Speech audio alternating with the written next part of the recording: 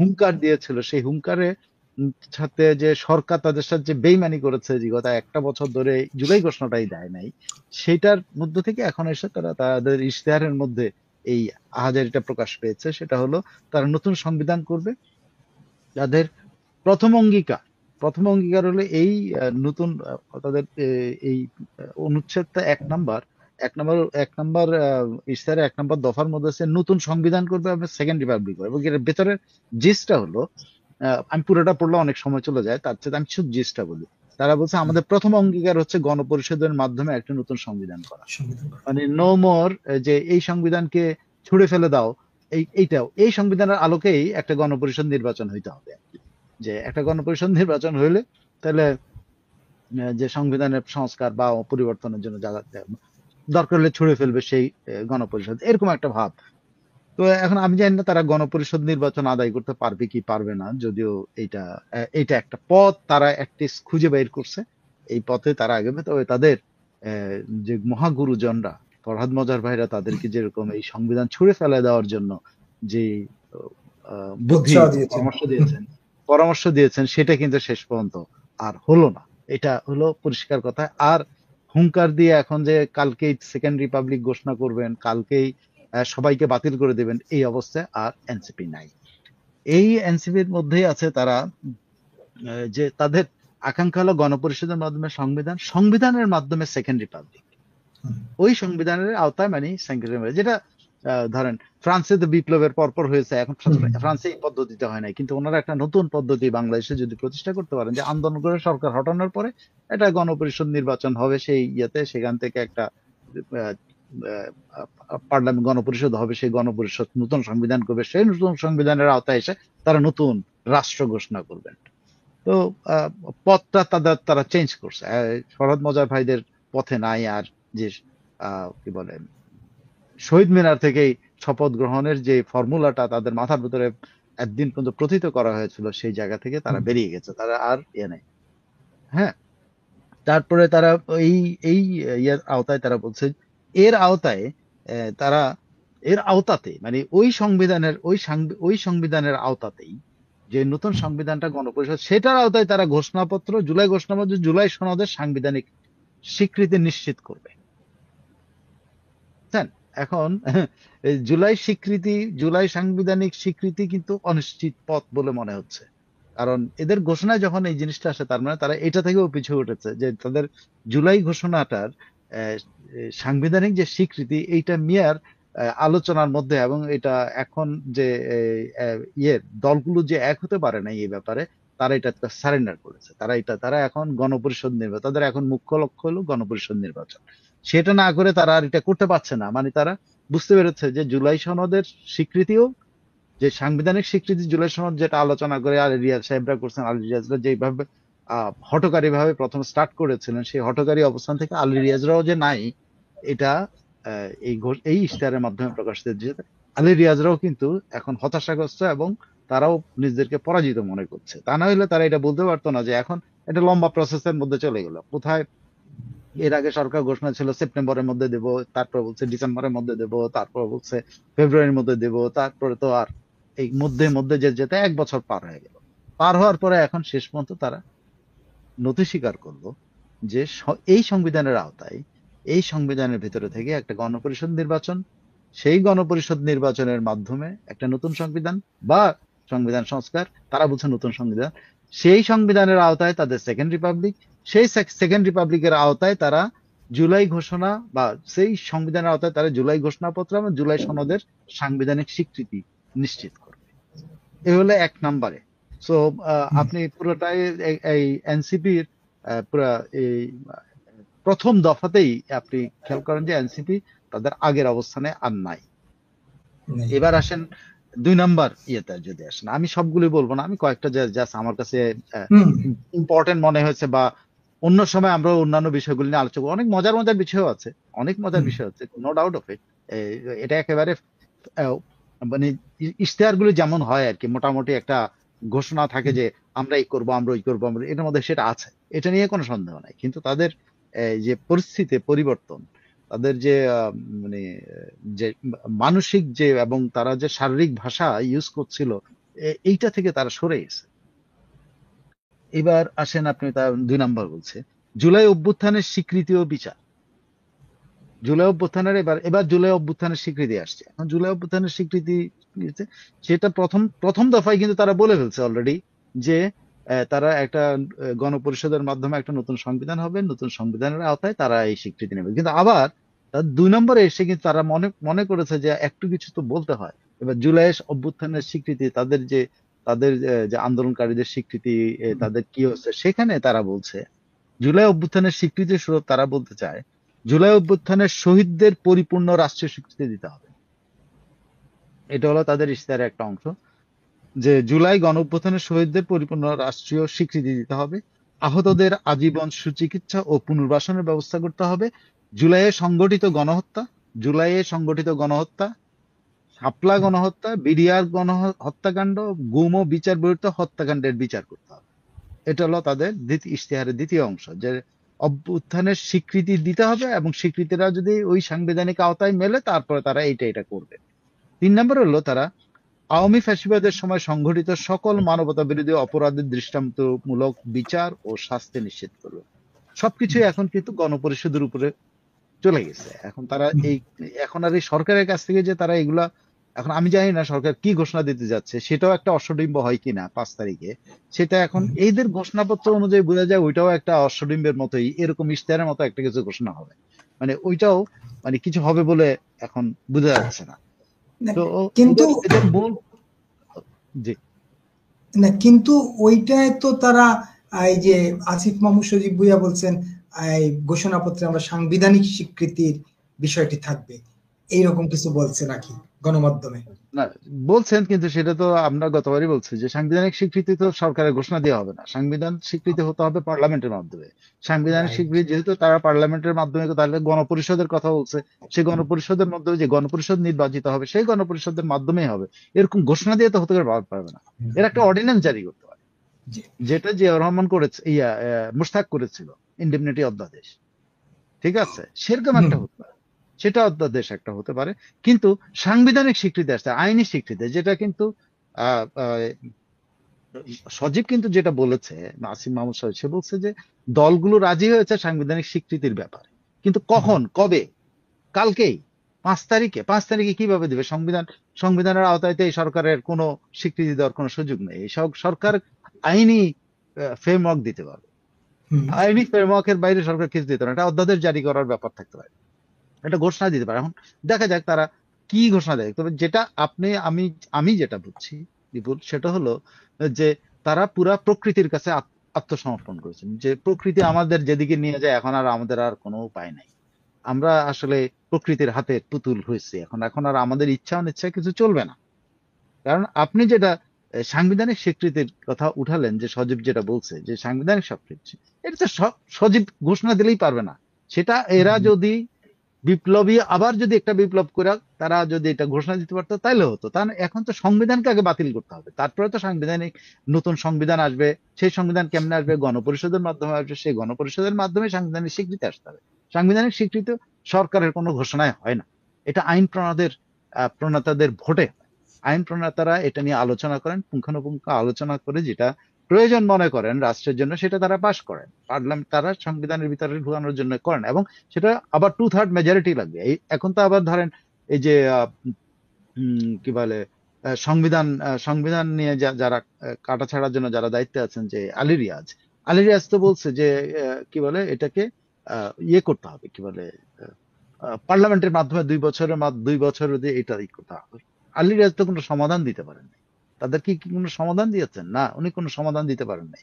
উনি বরং একটা জটিল পরিস্থিতি তৈরি করে দিয়েছেন, যেটা কি জানেন, যদি এটা বিএনপি নোট অফ ডিসেন্ট না উঠায়, যদি না উঠায় তাহলে তো এটা আর হচ্ছে না। যদি উঠিয়ে ফেলে তাহলে, যদি 100 আসনের সংখ্যানুপাতের ভিত্তিতে যদি উচ্চকক্ষ হয়, সে উচ্চকক্ষে পাশ করার ব্যাপার আসলে কিন্তু এটা পুরোটাই জটিল হয়ে পড়বে। কারণ নিচের কক্ষে সংখ্যাগরিষ্ঠরা, আপনার যারা চরম সংখ্যা কি বলে এটাকে বলে নিরঙ্কুশ। নিরঙ্কুশ সংখ্যাগরিষ্ঠ যারা, তারা তো এটা পাশ করবে। সেটার পর আবার কিন্তু ওই যে সংখ্যানুপাতের ওখানেও কিন্তু পাশ হইতে হবে। 2 জায়গায় কিন্তু এই রিয়াজরাই কিন্তু এটাকে জটিল করে ফেলছে। এখন এই জটিলতার মধ্যে দিয়ে এই ছেলেগুলো কোন দিকে পার হতে পারে সেটা আমি জানি না।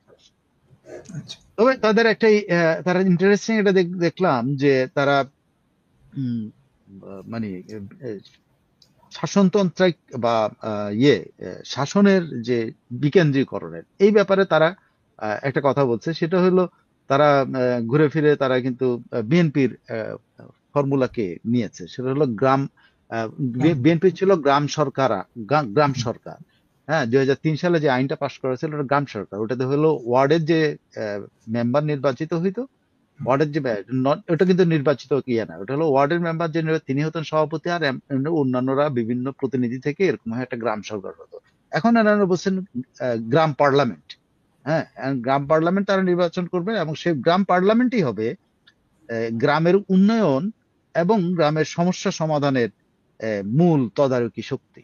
এখন এটা কিভাবে হবে, কেমনে হবে, মূল প্রশাসনিক শক্তিকে বা মূল প্রশাসনকে এড়িয়ে এরা কি করে উন্নয়নের মানে উন্নয়নের সুপারিশ দিতে পারে, কিন্তু উন্নয়নের কাজে তদারকি করবে, উন্নয়ন করবে, এটা কিভাবে করবে আমি জানি না। এই ফর্মুলাটা তারা আনছে, সে কিন্তু বিএনপির সেই গ্রাম সরকারের অনুসারে হবে কিনা এটা এখন পর্যন্ত ক্লিয়ার না, কিভাবে তারা এটা করবে সেটা ক্লিয়ার না।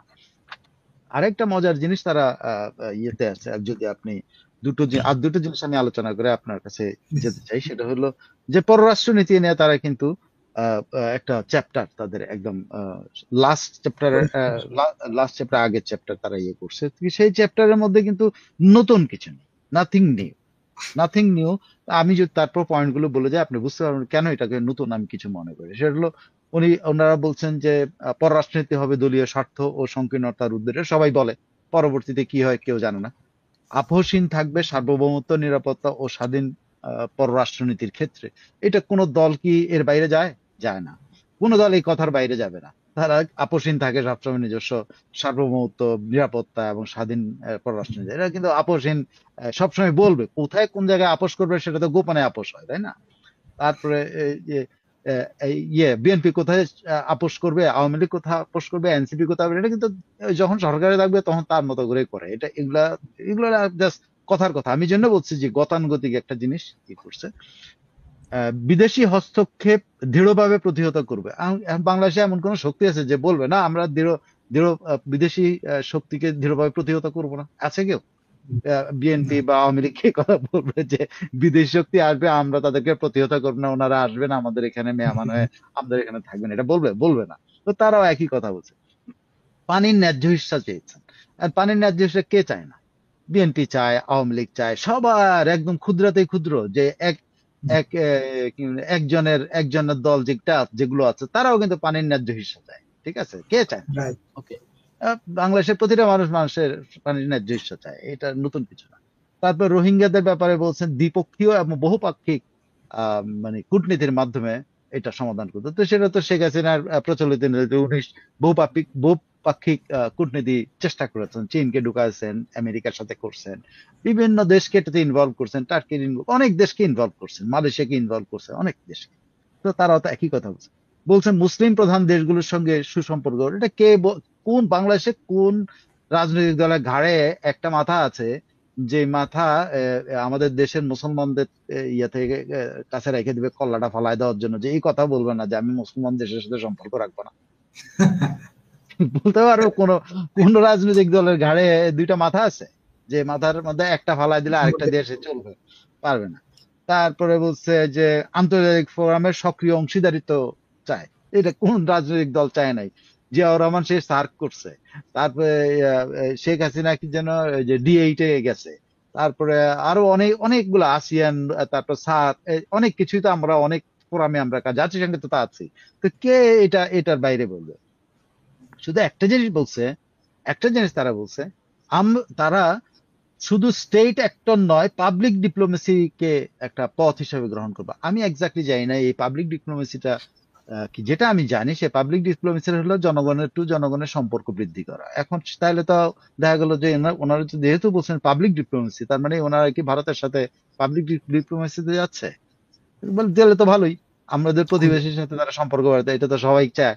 এখন তারা তো এতদিন পর্যন্ত ভারত দখল করতে চেয়েছিল, ভারতের হুম, ম্যাপ ট্যাপ মোটামুটি রাতের বেলা রাতের 2টার সময় চেঞ্জও করে ফেলেছিল তারা, তাই না? পরবর্তী হুম, আবার উইথড্র করছে, করে নাই তাদের তাদের নেতারা, মাস্টার মাইন্ড হুম, করছে তো। বুঝতে এখন দিল্লি না হুম, ঢাকা স্লোগান দিয়েছে, তো সেই স্লোগানের পরে পাবলিক ডিপ্লোমেসি কিভাবে করবে আমি জানি না। এটা কি পাকিস্তানের উদ্দেশ্যে কিনা পাবলিক ভাই ভাই পাকিস্তান বাঙাল ভাই ভাই করা সেই সেই ডিপ্লোমেসির কথা তারা বলছে কিনা। তারা বলছে যে আহ, দক্ষিণ এশিয়া এবং গ্লোবাল সাউথের সকল নিপীড়িত মানুষের পক্ষে তারা সরব থাকবে। তারা দক্ষিণ এশিয়া এবং গ্লোবাল সাউথ, আহ, হুম, ভালো। এটা আম, যদি তাদের তাদের গুরু ইউনূস সাহেব এটা ব্যর্থ হয়েছে। ইউনূস সাহেব গাজার পক্ষের মানুষের জন্য কথা বলতে ব্যর্থ হয়েছে। তারা এর আগে ইরানে হামলার সময় কি বলে হামলার সময় মানে ইরানি তাদের জনগণের পাশে ভূমিকা। থাকতে ব্যর্থ হয়েছে। এবং সিরিয়াতে যত হামলা হচ্ছে তখন ব্যর্থ হচ্ছে। তাদের গুরু যেখানে ব্যর্থ হন, তারা বলছে গ্লোবাল সাউথের সকল নিপীড়িত মানুষজনের পক্ষে তারা থাকবে। বুঝি তারা প্যালেস্টাইনি ভাইদের কথা বলছে। তো এটা সবাই বলে, প্যালেস্টাইনদেরকে মুখে মুখে সবাই বলে, খুবই বলে। চাওবাজির চূড়ান্ত, প্যালেস্টাইনের পক্ষে আমরা সবাই ঝান্ডা উড়েছে। সেই হুম, আমরা যখন ধরেন কলেজ টলেজ ছিলাম, তখন এক সময় শুনছিলাম যে বাঙালিরা, বাঙালি ছেলেরা, ছাত্ররা ইয়াতে যেত, কিনা কই যে প্যালেস্টাইনে যেত যুদ্ধ করতে। আমাদের এখনো মনে আছে যে ইউনিভার্সিটিতে আমাদের ফ্রেন্ড না, বা আমাদের ফ্রেন্ডও হইতে পারে, বা বয়স আমার একজাক্টলি মনে নাই, প্যালেস্টাইন বাবু নামে আমাদের একজনকে আমরা চিনতাম, যিনি পরবর্তীতে প্যালেস্টাইন থেকে যুদ্ধ করে এসে প্যালেস্টাইন বাবু হিসেবে পরিচিত হয়েছিলেন। তো এরকম ছিল, কিন্তু এখন কি সেরকম আছে? ওই যে এনসিপির তার লোকজন দিয়ে কি প্যালেস্টাইনে যুদ্ধ করতে পাঠাবে তা জানি নাই তখন। আসল নিপীড়িত বাংলায়, পৃথিবীতে যদি নিপীড়িত মানুষ থেকে থাকে এখন, এক নাম্বার হলো গাজা। মানে প্যালেস্টাইনের জনগণ যত নিপীড়িত, যে একটা পানি আনতে গিয়ে যাদেরকে স্নাইপার রাইফেল দিয়ে গুলি করে মেরে ফেলতেছে, যে পানি আনতে একদম যাচ্ছে। খুব হ্যাঁ, সে দুঃখ। পানি আনতে যাচ্ছে। হ্যাঁ, খাবার খাবার আনতে যাচ্ছে শিশুদেরকে, শিশুরা খাবার আনতে যাচ্ছে, শিশুদেরকে স্নাইপার রাইফেল দিয়ে হুম, টার্গেট করে গুলি করছে। বা পৃথিবীতে এর চাইতে নিপীড়িত মানুষ তো আর নাই। তো নিষ্ঠুর তারা নির্মম। বলছে যে গ্লোবাল সাউথের নিপীড়িত মানুষের পক্ষে থাকবেন। কোথায় তাদের গুরু? এই যে দীক্ষা গুরু বলেন, তাদের মাস্টার মাইন্ড ইউনূস সাহেব তো এই লাইনের না। তো ওনারা এই ঘোষণা দিয়েছেন, আমি জানি না ইউনূস সাহেব তাদের এই ঘোষণার সাথে থাকবেন।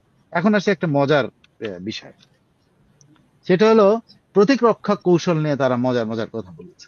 তো এই মজার কথাগুলোর মধ্যে চমৎকার, এটা কিন্তু আমার খুব ভালো লাগছে, বুঝছেন, যে এই যে তারা এত চমৎকার করে আইডিয়া করছে। তারা যেটা বলছে, তারা, আমি একটু বের করে নিই, তারা যেটা বলছে, তাদের মূল কথা হলো জি, আহ, শক্তিশালী প্রতিরক্ষা সক্ষমতা ছাড়া তারা মনে করে কার্যকরী বৈদেশিক নীতি সম্ভব না। This is a very good thing যে তারা বলেছে। তারা তারা ঘোষণা দিয়েছে যে তারা বাংলাদেশ ইয়েতে যে সেনাবাহিনীতে একটা আনম্যান্ড এরিয়াল ভেহিকেল ব্রিগেড তারা করবে। তারা একটা ব্রিগেড আনম্যান এরিয়াল ভেহিকেল, এটা হলো তারা ড্রোন, সর্বাধুনিক ড্রোন এনে সেটা দিয়ে এই এরিয়াল ইয়ে করবে, একটা ব্রিগেড করবে। তারা বলছে যে তারা কি বলে surface two air missile system আনবে বাংলাদেশের আকাশ প্রতিরক্ষার জন্য। তারা বলছে আচ্ছা, নন নিউক্লিয়ার সেকেন্ড স্ট্রাইক তারা আনবে, সেকেন্ড স্ট্রাইকের সক্ষমতা অর্জন করবে। নন নিউক্লিয়ার সেকেন্ড স্ট্রাইক সম্পর্কে একটু বলে নেই, এটা যদি, এটা আমার মনে হয় অনেকের ইয়ার বাইরে থাকতে। এটা হলো নন নিউক্লিয়ার সেকেন্ড স্ট্রাইক বলতে যেটা বোঝায় ডিফেন্সে, সেটা হলো আপনি যদি ইভেন নিউক্লিয়ার দিয়া আক্রান্ত হন, কোন নিউক্লিয়ার আর্মস দিয়ে আক্রান্ত হন, তখন আপনি এ, তারপরে আপনি এইটা এইটা এইটার রিয়াকশনটা দিবেন নিউক্লিয়ার না, নন নিউক্লিয়ার সেকেন্ড স্ট্রাইক বলে। নন নিউক্লিয়ার ডেটারেন্ট, নন নিউক্লিয়ার আর্সেনাল দিয়ে আপনি এটা করবেন, আপনি নিউক্লিয়ারে যাবেন না। এটা হলো আমি যতটুকু জানি। আর সারফেস টু মিসাইল সিস্টেমটা আপনি জানেন যে একদিনে আমাদের বাংলাদেশের মানুষ অনেক ভালো করে বুঝে সারফেস টু মিসাইল সিস্টেমটা কি।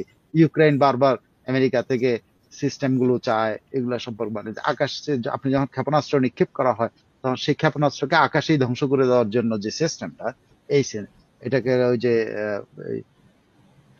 আয়রন ডোম, ইসরায়েলের একটা আয়রন ডোম একটা সিস্টেম আছে, যেটা দিয়ে তারা তাদের আকাশ প্রতিরক্ষা করে অন্যান্যদের হামলা থেকে। আর আমেরিকানদের যেটা আছে সেটা তো নামটা আমি ভুলে গেছি। এখন ইউক্রেনরে বারবার, ইউক্রেন কয়দিন বাদে বাদে যেটা চায় সেটা দেওয়া হয়েছিল, সেটা সেটা ওই ধরনের সিস্টেম। তাদের চিন্তা চেতনায় এই ব্যাপারটাতে খুবই খুবই মনে হচ্ছে যে বাংলাদেশ একটা, আমার ধারণা যে ভারতের সাথে যুদ্ধ করার মতো, বা মায়ানমার দখল করার মতো বা ধরেন ভারতের সপ্তম কি সাতটা সেভেন সেভেন সিস্টার সিস্টার। দখল করার মতো সক্ষমতা তারা অর্জন করবেন। এর জন্য তাদেরকে অবশ্যই বাহবা দেওয়া যায় যে আমরা ভারত দখল করার জন্য মোটামুটি হেভি শক্তিশালী একটা ব্যবস্থা নিচ্ছি, খুব ভালো, এটা নিয়ে কোনো সমস্যা নাই, আমরা আমাদের বাউন্ডারি যদি বাড়াইতে পারি তাহলে তো খুব ভালো। আর ত্রিমাত্রিক নৌবাহিনী মানে থ্রি ডাইমেনশনাল নৌবাহিনীর মধ্যে এটা বোঝাচ্ছে যে সাবমেরিন দিয়ে ভরায় ফেলবে আর কি বেসিক্যালি। তো এবং তারা আরো বলেছে যে তারা এই নৌ নিরাপত্তা বা সমুদ্র নিরাপত্তার জন্য আমাদের যে ভূখণ্ডের যে আহ, নৌ এবং ইয়ের যে চলাচলের যে রুট গুলো আছে এগুলোকে একটা ইয়েতে নিয়ে চিন্তায় নিয়ে এই ব্যবস্থাটা করা। তার মানে আমাদের এখন দেখা যাবে যে সাবমেরিন গুলো আমাদের ইয়েতেও নদীতেও আসার সম্ভাবনা আছে। নদীতেও চলতেছে, হ্যাঁ, সব বুড়িগঙ্গায় নদীতে। চলতেছে।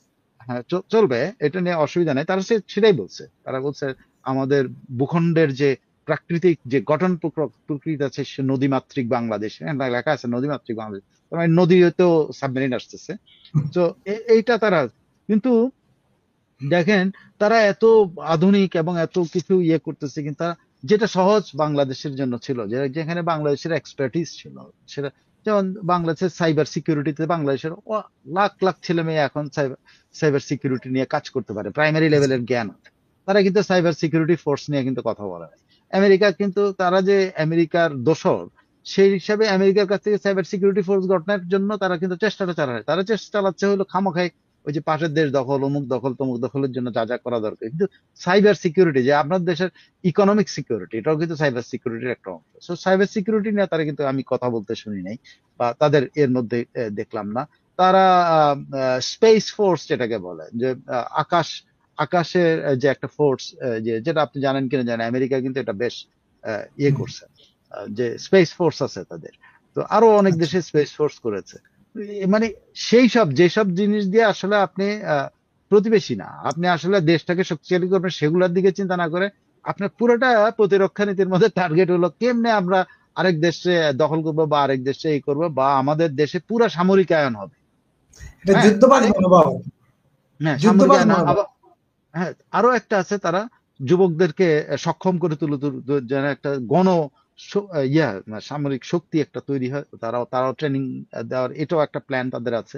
সো একটা যুদ্ধবাজ দেশে পরিণত করার যা যা পরিকল্পনা এটার মধ্যে আপনি পাবেন। Thank you Bipul, I have আরে বাবা, টক টু মাচ আজকে, অনেক বেশি কথা বলছি। চমৎকার আলোচনা হলো এনসিপির একদম আরো আদ্যপান্ত। অনেক আছে, আরো না, অনেক। গুরুত্বপূর্ণ পয়েন্ট গুলো আদ্যপান্ত আলোচনা হলো। এনসিপি যে কি অশ্বনি বলল মারাজ আমরা। করিম জানিয়েছেন ওটা প্যাট্রিয়ট হ্যাঁ, সিস্টেম আচ্ছা, প্যাট্রিয়ট আমেরিকা। মেরাজ জানিয়েছেন। আচ্ছা। মারাজ, আর মারাজ নট আচ্ছা, ফিরাজ। আচ্ছা। এই একটা জিনিস হচ্ছে যে এই আমরা তো এনসিপির কথা শুনলাম।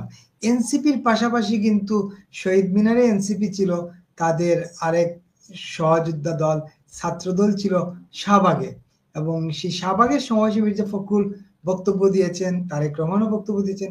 মির্জা ফখরুল তো একদম আজকে রাজনীতিতে শেখ হাসিনাকে পুরোপুরি এক ধরনের নিষিদ্ধই করে দিলেন।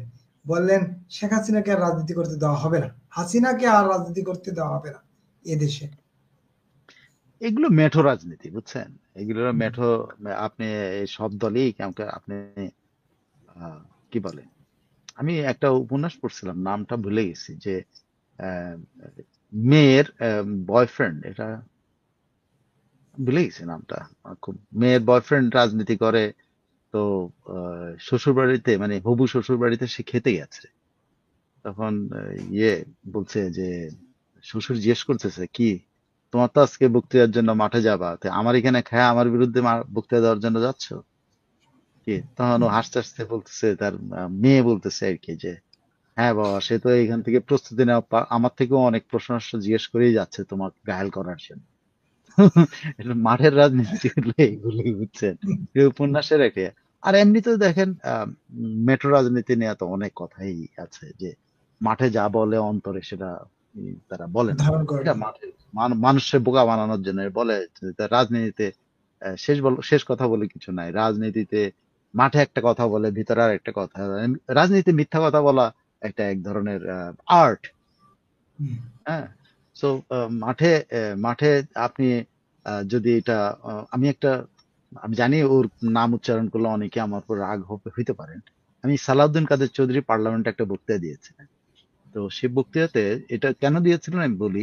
এটা রেফারেন্সটা ছিল এরকম যে আহ, নাজমুল হুদা চৌধুরী খুব সম্ভবত, অথবা আরেকজন আহ, মোহাম্মদ নাসিম, যে 4 তারিখে, সেটা 4 তারিখে, 4ই নভেম্বর বা 3রা নভেম্বর, তো সে তারিখে উনি জেল হত্যার ব্যাপারে উঠিয়ে অনেক আবেগপ্রবণ হয়ে পড়ছিলেন।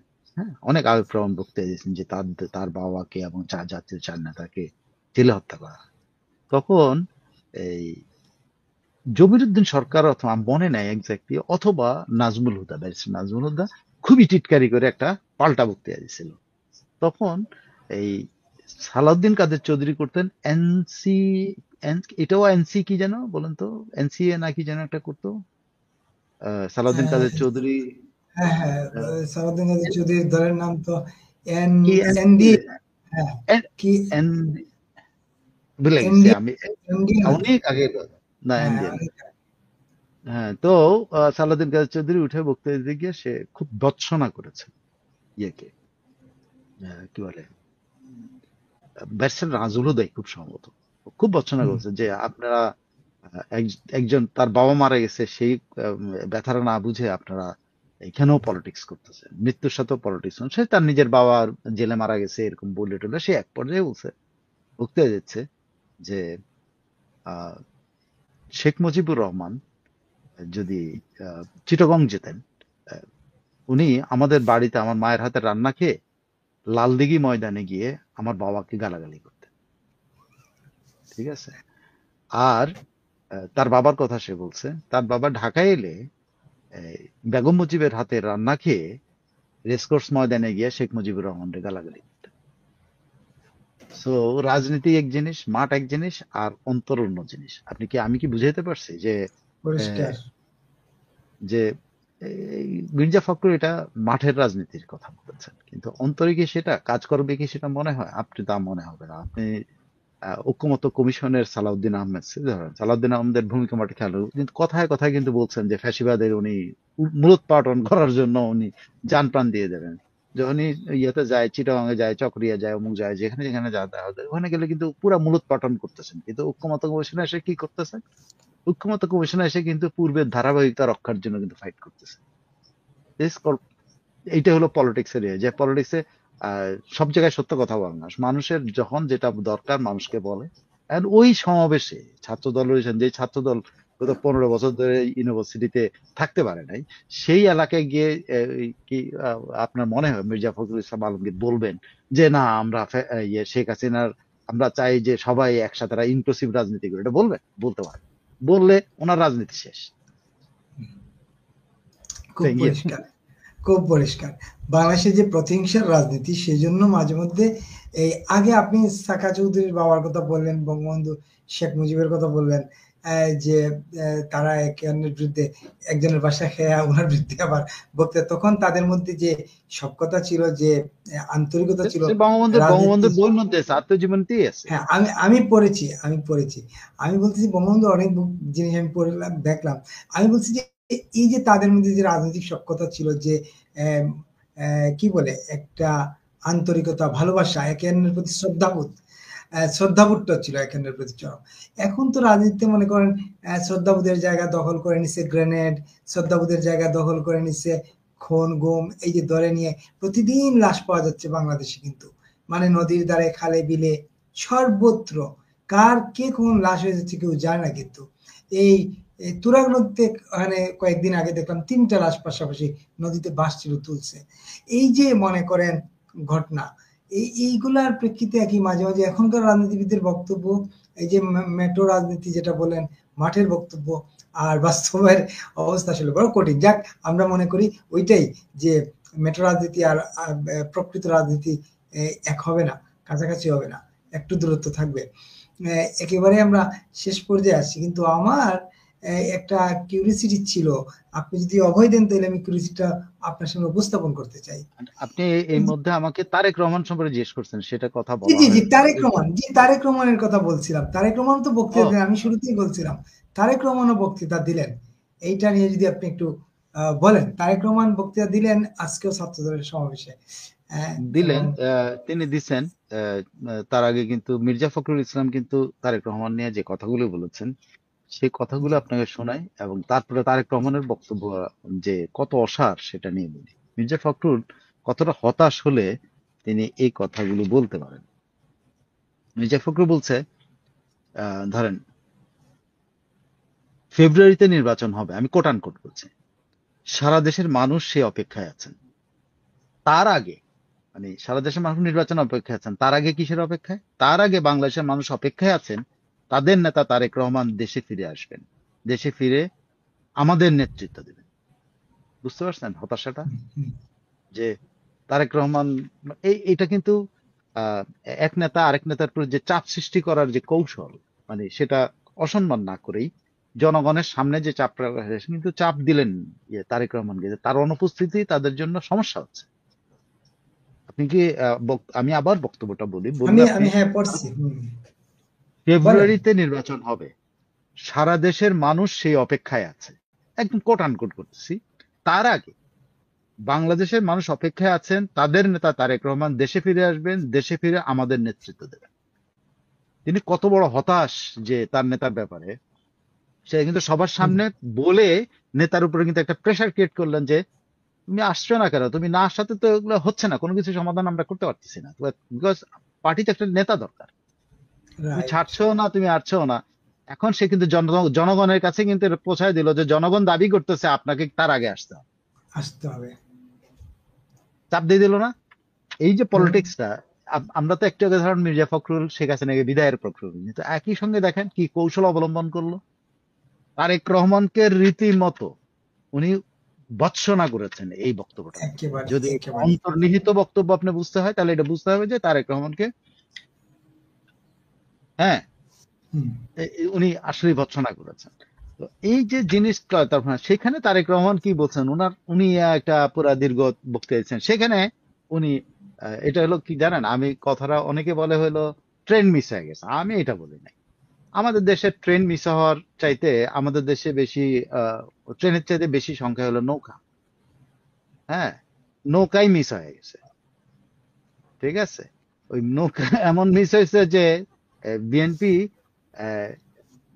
আসল সময়ে নৌকায় উঠতে পারে নাই, যে কারণে আজকে বিএনপি কে, আজকে তারেক রহমানকে এই কথাগুলো বলতে হচ্ছে। কিন্তু এই কথাগুলো বলে তো লাভ নাই। এক এক বছরের মধ্যে ওনার রাজনৈতিক দল, বিএনপি এবং ছাত্র দল, যুব দল, সারা দেশে মানুষের কাছে যে বদনাম কাঁদিয়েছে, এটা তো এই কথা দিয়ে হবে না। যে উনি বলছেন বাংলাদেশের পরিণত বাংলাদেশে, আমি জানি না কি পরিণত, কোন হুম, বাংলাদেশের কথা বলছেন। উনি বলছেন পরিণত বাংলাদেশে মানুষ আর বিভেদ চায় না। ঠিক আছে, দেশের জনগণই বিএনপি সহ বাংলাদেশের সব রাজনৈতিক শক্তির উৎস। কতগুলি কথা, জনগণ কথামালার রাজনীতি নয়, বরং জনগণের জীবন মানের উন্নয়নের রাজনৈতিক রাজনীতিকে প্রাধান্য দিতে হবে। হ্যাঁ, হুম, হুম, মানুষ, বাংলাদেশের মানুষ আর প্রতিহিংসা প্রতিশোধের রাজনীতি চায় না। অলরেডি আপনারা তো এই প্রতিহিংসা প্রতিশোধের রাজনীতি, শুধু বিএনপি জামাত এনসিপি মিলে মব দিয়ে যে প্রতিহিংসা প্রতিশোধের রাজনীতি করে ফেলছেন, সেটা থেকে বের করে আনা কিন্তু একদিনের কথা কাজ না। মানুষ যেটা অভ্যস্ত হয়েছে, যে যে লোকগুলো হুমকি ধামকি দিয়ে টাকা কামানোটাকে একটা ব্যবসা মনে করে ফেলছে, আপনি তো তাদেরকে মানে পিছিয়ে আনতে, তাদেরকে ফিরে আনতে কিন্তু সময় লাগবে, কারণ এখানে কোনো পরিশ্রম নাই। কিন্তু ওখানে পরিশ্রম নাই, ওখানে হলো yeah, বিএনপি হলো তার সম্পদ, মানে বিএনপি হলো তার রক্ষক, মানে বিএনপি নাম বলে সে সাহায্য চাচ্ছে। আপনি খেয়াল করে দেখেন, গতকাল একটা কয়েকজন লোক ধরা পড়লো বিএনপির একটা এই উপজেলা কমিটির হুম, নেতারা। তারা কয়েকজন মিলে বৈঠক করে ঠিক করছে যে এলাকার মানুষের সাথে আমরা আমাদের পরিচিত, তো আমরা সামনে যায় তো চাঁদা চাইতে পারবো না, তাহলে কিভাবে চাঁদা চাইবো? তারা উড়ু চিঠি দিয়ে, ঠিক আছে, উড়ু চিঠি দিচ্ছে, যে উড়ু চিঠি দিয়ে তারা অমুক জায়গায় এসে টাকা দিয়ে দেওয়ার জন্য, অমুক এমপির বাড়িতে যায় টাকা দিয়ে, কারণ তারা ওই লোকদের সামনে যেতে পারে না, তার বাণিজ্যতার প্রশ্ন, তারা এলাকা বেশি পরিচিত। দেখেন ব্যবসাটা, তারা মনে হচ্ছে তারা তো কিছু টাকা কামাই করা হতো, একদম মিটিং এর জিসটা হলো তাদেরও তো কিছু টাকা কামাই করে নিতে পারে হুম, এইভাবে। কিন্তু মানুষের কাছে এইভাবে চাঁদা চাইলে তো মানুষের কাছে মানুষের ইজ্জত থাকবে না। তাহলে আমরা একটা পঞ্চায়েত, তখন একটা প্যাড বানিয়েছে তারা, হুম, উড়ু চিঠির প্যাড, মানে মানে হত্যাকারী গ্রুপ বা সন্ত্রাসী গ্রুপ এরকম একটা নামের একটা প্যাড বানিয়েছে। প্যাড বানিয়ে মানুষের কাছে কিন্তু তারা চাঁদা চেয়েছে। আপনি দেখেন কত উদ্ভাবনী শক্তি তারা ব্যবহার করতেছে। তো সেই উদ্ভাবনী শক্তি থেকে তারেক হুম, রহমান এই মানুষগুলিকে, উনি কিন্তু দেশকে শান্ত রাখার, দেশ মধ্য থেকে বিভেদ বিভেদ থেকে দেশকে দূরে রাখার, এই নৌকা উনি অনেক আগেই ওনার থেকে ছেড়ে চলে গেছে। ওনার কাছে এই নৌকাটা নাই। এখন এগুলা বললে ফাঁকা বুলি ছাড়া কিছু হবে না, কারণ ওনার দল উপজেলাতে বসে বা ইউনিয়নে বসে এলাকার মানুষের কাছে চাঁদাবাদি করতেছে, এবং নিজেরা যেতে পারছে না বলে তারা চিঠি লিখে, সন্ত্রাসীদের নামে চিঠি লিখে চাঁদাবাদি করছে। আপনি এই যে সহজ পন্থায় টাকা কামাইয়ের যে ব্যবসাটা, এটা যখন মানুষ শিখে ফেলছে, তার দলের লোকেরা শিখে ফেলছে, আমি শুধু তার দল লোকে বলছি, এটা জামাতও করছে, এটা এনসিপি করছে। এনসিপি সবচেয়ে বেশি তারা তো টার্গেট করে করে, আপনি দেখেন কোথায় কোথায় ধরা পড়লো। আপনি সাধারণ এলাকায় মিরপুরে কিন্তু ধরা পড়তেছে না। মিরপুরে আপনি আপনি এর আগেও আপনি অবশ্যই বলছেন যে যুব দলের নেতারা, এই যে আমিনুল হক সহ কি বিএনপির উত্তরপ্রদেশে এর নেতৃত্বে এমন কোন জায়গা নাই, এমন কোন দোকান নাই যে দোকান থেকে তারা লুটপাট করছে, এবং বাসায় বাসায় যায় কিন্তু টাকা চেয়ে আসতেছে। কিন্তু ধরা পড়ছে কোথায়? কারণ হলো ওরা উচ্চবংশীয়, ওনাদের রক্ত লাল না, ওনাদের রক্ত নীল। এটা হলো ওনারা গুলশানে থাকেন, আমাদের সাবেক এমপির হাজবেন্ড, তারা গুলশানে থাকেন। আর এই দলটা, এনসিপি দলটা বিএনপি করতেছে সারা দেশে, আর এনসিপি দলটা কি করছে, টার্গেট করছে কোন জায়গায় কোন জায়গায়। ধানমন্ডিতে আপনি দেখেন, কতগুলি মব ধানমন্ডিতে করছে তারা করার জন্য, ততগুলি এই যে একজন পুলিশ অফিসার তো পুরস্কারও পেয়েছেন ওই মব ঠেকানোর জন্য। কেন? টাকা আদায়ের জন্য, একজন প্রকাশকের থেকে। হ্যাঁ, তো এরকম তো তারা অনেক জায়গায়, এবং কি পুলিশ কি পদ্ধতিতে করছে আপনি দেখেন। ওই ধানমন্ডি থানার একজন পুলিশ বা মোহাম্মদপুর থানার একজন পুলিশ এক বাড়িতে গিয়ে বলছে টাকা দেন, এখন টাকা না দিলে তারা এই করা হবে, চাঁদাবাজি। পুলিশও কিন্তু এর মধ্যে ইনভলভ হচ্ছে। আপনি তারেক রহমান 1 বছর পরে এসে যদি বলেন যে বাংলাদেশের মানুষ বিভেদ চান, অলরেডি বিভেদ করে ফেলছেন রে ভাই, মব দিয়ে চাঁদাবাজির বিভেদ করে ফেলছেন। মানুষ আপনাদেরকে চেনে এখন চাঁদাবাজ হিসাবে। এখন সেই মানুষদেরকে আপনি ফিরে আনবেন কি করে? আপনার দল সাধারণ মানুষ আপনার ভোট দিবে হয়তো, কিন্তু আপনার দলের চাঁদাবাজদেরকে আপনি ফেরত আনবেন কি করে? আপনার মুখের এই মিষ্টি কথায় তো তারা ফিরে আসবে না, কারণ তারা একটা সহজ পন্থা পেয়েছে টাকা কামাই করার। কাউকে কিছু না বলেই 10 লাখ টাকা, কাউকে কিছু বললেই 5 লাখ টাকা। বাসা বাড়িতে গিয়ে, আমি আপনাকে একদম সিরিয়াসলি বলছি, আমিরুল বাহিনী বাসা বাড়িতে গিয়ে এই চাঁদা চাচ্ছে। আমি মিরপুর একটা গরিব এলাকা বা মধ্যবিত্ত এলাকা বা নিম্ন মধ্যবিত্ত এলাকা বলে এই জায়গার প্রতি পুলিশের দৃষ্টি নাই। আমিনুল কেউ জিজ্ঞেস করে নাই, জিজ্ঞেস করছেন তারেক রহমান।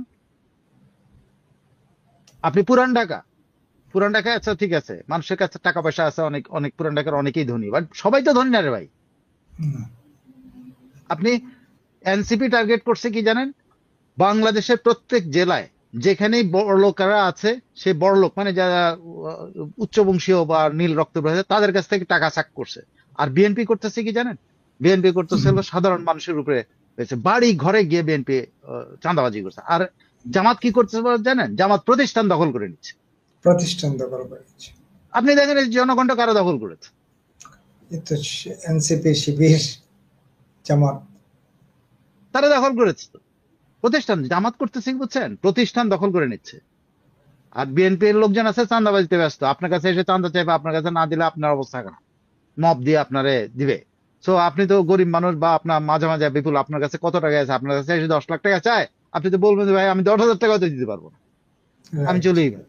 কিন্তু যখন চাবে তখন তো দেখবেন যে আপনি, এবং সেটা হলো এই যে গণচাঁদাবাজি যেটা, এটার জন্য তারেক রহমান যাচ্ছে। সেই চাঁদাবাজির বিরুদ্ধে থেকে মানুষকে বিভেদ মুক্ত করবেন আপনি এই মুখের কথা দিয়ে?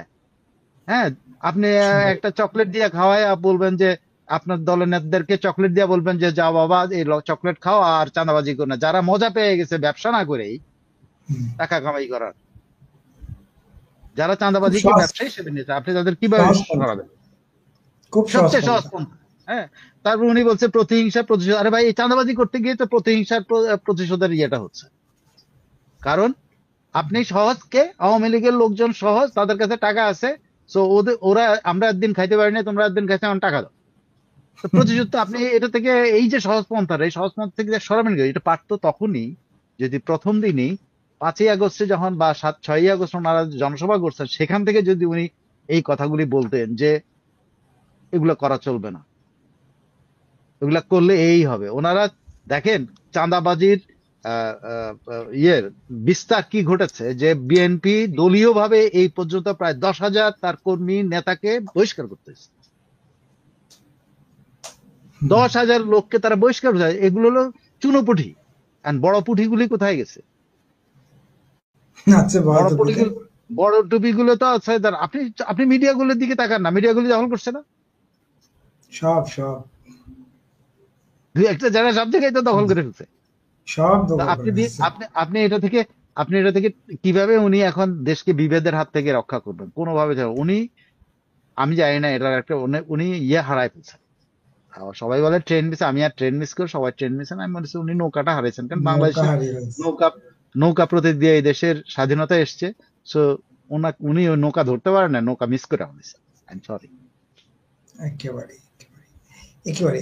আমার একটা কিউরিসিটি ছিল, একটা প্রশ্ন অভয় দিলে আমি বলবো, আমাদের একেবারে শেষ পর্যায়ে চলে আসছে।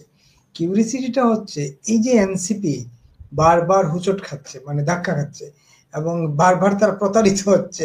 তাদের তারা যাকে নিয়োগ করেছিল, সেই তারা ছিল নিয়োগকর্তা, সে তো তার আর স্বার্থ নিয়ে তাদের ব্যস্ত। এই সেটাই এই এখন লোকটাই তো তার স্বার্থ নিয়ে ব্যস্ত। সে খেয়াল করে দেখেন সে কি করে নাই। সে বলেন, সব। আপনি বলেন যে কোন একটা নতুন ব্যবসায়িক প্রতিষ্ঠান আছে যারা এরকম এম্পায়ার তৈরি করছে? এই যে 1 বছরে ইউনুস ইউনুস যেটা করছে, সে আদম ব্যবসার লাইসেন্স নিয়ে নিছে এবং সে এখন জাপানে লোক পাঠানোর জন্য সে রিক্রুট করতেছে। সে ঠিকাদারি নিচ্ছে।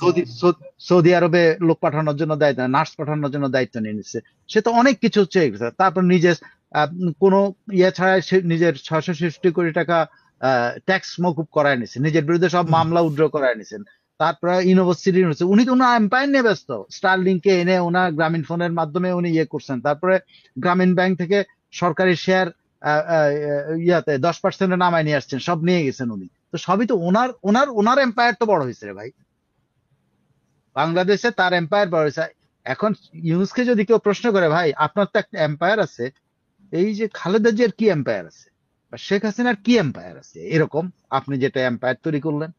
এই প্রশ্নটা তো বাঙালি করে খালি এক নোবেল দিয়া ওকে, ওই যে নোবেল সার্টিফিকেট দিয়ে আমরা বাঙালিরা যে আহ, নোবেল নোবেল নোবেলবাজ কে আমরা এত হুম। পছন্দ করি, যে আমরা একবারও চিন্তা করি না এই লোকটা কি করতেছে আর আমাদের সাবেক নেতারা কি করছে, কত দুর্নীতি বা করছে।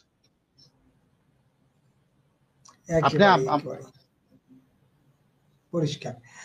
এই যে মনে করে এই নোবেল সার্টিফিকেট পাইছেন উনি, আর হেরা আছে এই জুলাই সার্টিফিকেটের জন্য। কারণ উনি নোবেল সার্টিফিকেট পেয়ে জুলাই সার্টিফিকেটটা দিবেন না, এটা তো ঠিক না। এক নম্বর। না, আর জুলাই জুলাই সার্টিফিকেট দিয়ে দিস তো, জুলাই সার্টিফিকেট তাদেরকে সরকারি গ্যাজেট নোটিফিকেশন কপি দিছে, তাদেরকে আইডি কার্ড দিয়ে দিছে, তাদের আর কি এমআইএস কি নাম্বার আছে ওইটা দিছে, অনেক কিছু তাদের দিয়ে দিছে। কিন্তু এটা তো সার্টিফিকেটের চাইতে বেশি হয়ে গেছে। ওরা ওরা এখন ওইটা নিয়ে ঘুরে বেড়ায়। কথায় কথায় কিন্তু ওটা বাইর করে দেখায় যে আমার কাছে, আমি যে আহত হয়েছি, আমার এই সার্টিফিকেট, যে আমি জুলাই যোদ্ধা, এই যে আমার আমার আমার কাছে এই আছে। তো কথায় কথায় দেখায়। যুদ্ধটা কোথায় হয়েছিল, সেই যুদ্ধক্ষেত্র খুঁজে পাচ্ছিলাম না আমরা।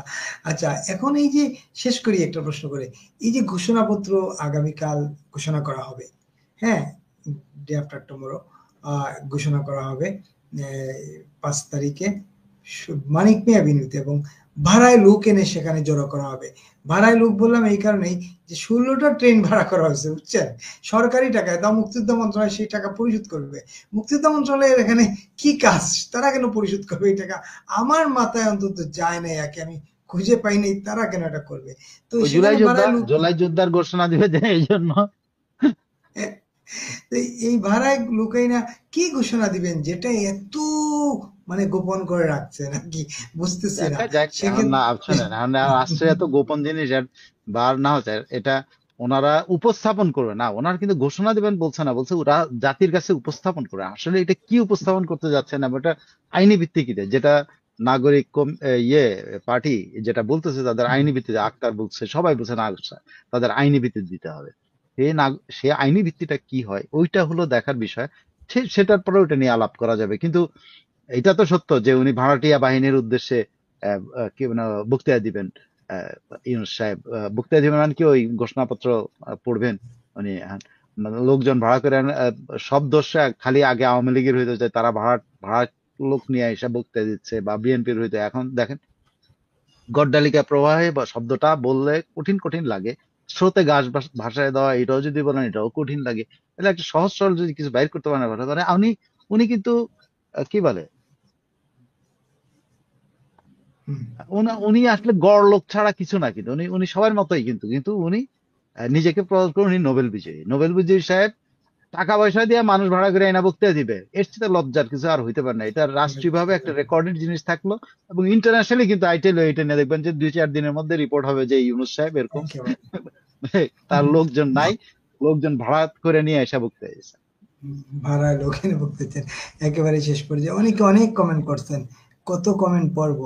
প্রশিক্ষকদের প্রশিক্ষণ ব্যয় আরো 1/2 কোটির বেশি, বুয়েটের রিক্সার চালকদের ট্রেনিং এ ল্যাপটপ ও প্রজেক্টরের পেছনে প্রায় 6 কোটি টাকা ব্যয় হচ্ছে। রিক্সা চালকদের ট্রেনিং দেওয়ার জন্য ল্যাপটপ এবং প্রজেক্টরের পেছনে 6 কোটি টাকা ব্যয় হচ্ছে। ওরা যে গণহত্যা করেছে এর বিচার আমরা চাই, ইনশাল্লাহ বাংলার মাটিতে এর বিচার একদিন হবে। তাই কারা গণহত্যা করছে? আচ্ছা, আহ 1 বছর অতিবাহিত হতে চলছে, আওয়ামী লীগ ক্ষমতায় নাই, কিন্তু ফখরুল সাহেবের নেতা তারেক জিয়া বাংলাদেশে আসতে পারেন নাই। এটি তো আমরা আলোচনা করলাম। ধানমন্ডি 32 লিখছেন, এটা কি এটা কে কি টকশোতে বলছে, এটা বলে কি হবে ধানমন্ডি 32? এটা আমরা আলোচনা না করে বাংলাদেশ থাক বা না থাকুক, মির্জাফর। আচ্ছা, মানে বিপুল ভাই আপনার মাধ্যমে সাইফুল আমিন ভাই, আচ্ছা তাজুল ইসলাম আপনার প্রশ্নটা নেই কারণ আপনি অনেকবার লিখছেন। বিপুল ভাই আপনার মাধ্যমে সাইফুল আমিন ভাইয়ের কাছে জানতে চাই, আমেরিকার 35% শুল্ক, আল্লাহ আমরা আবার শুল্কতে যাব?